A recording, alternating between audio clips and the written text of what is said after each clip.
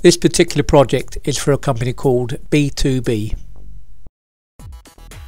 Now, starting off with their schematics or drawings, this is the basic sizes that they want.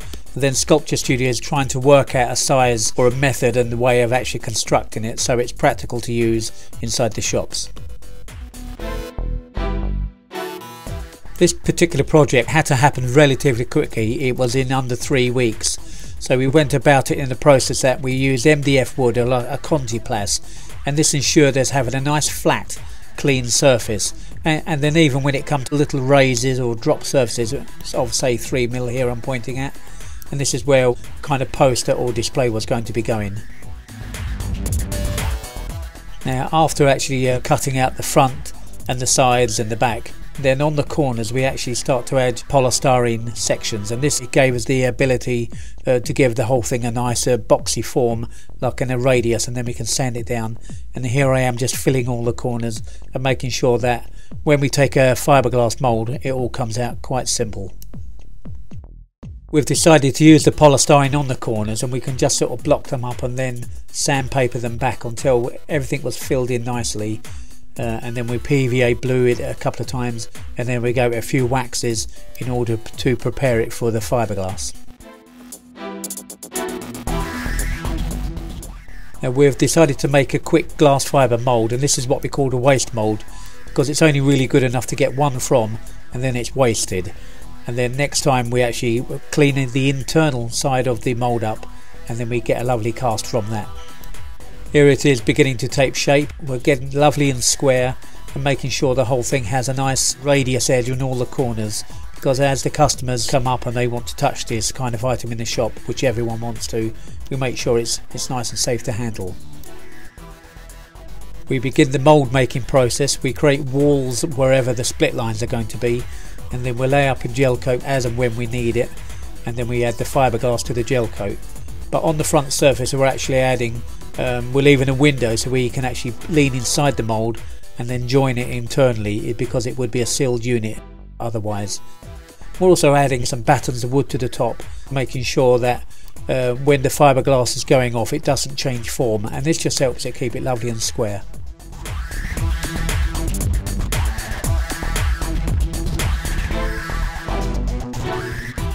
Now, even when it comes to making a waste mould, which means it's only going to be used once, it's still got to go back lovely and clean, and it's still got to be relatively strong. So here I am just drilling the holes along the flanges, so when the internal, all the plug and the pattern is taken out and we put back the mould, it goes back together exactly as we want it.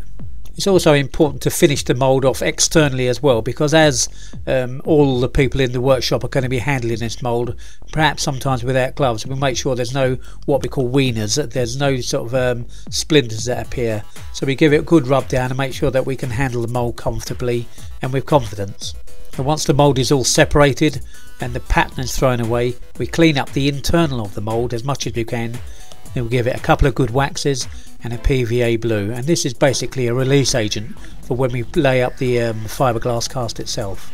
Once the complete mould has been waxed and blued and dried, we put the mould together, and here we are making sure that all the holes line up, and then we're dropping a 6mm bolt down in the top, and they have a wing nut so we can just pinch tight it by hand.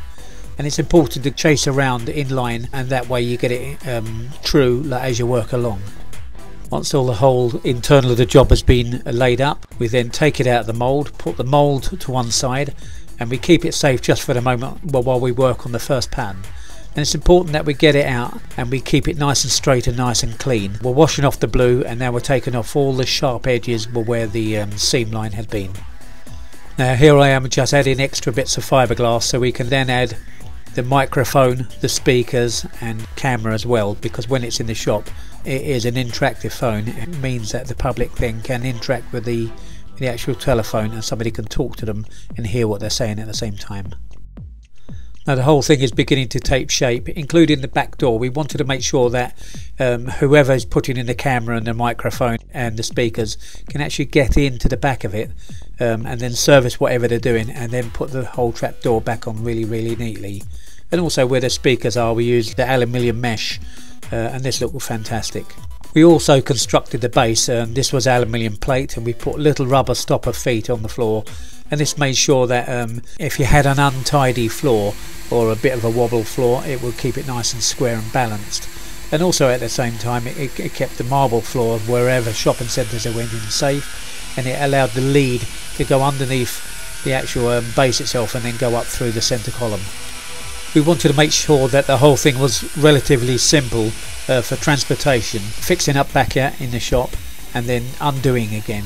So we made sure that the actual aluminium base had just 4 fixing points that you do up from internal, and then you put the trap door back on the back, and then everything is safe and nothing can be unlocked. In this particular scene I've made the trap door go on back correct every single time. We're countersinking all this sort of thickness of the door, and I'm also filled in around the edges so it's almost invisible. When you put the door back on, it's almost a seamless join. We've discovered that the bottom of the telephone isn't as strong as we wanted, so we added a wooden plate and we laminated that in two, and we've also got a hole in the centre so the leads can come up through with its plugs, and then that will be able to service all the instruments that are going inside.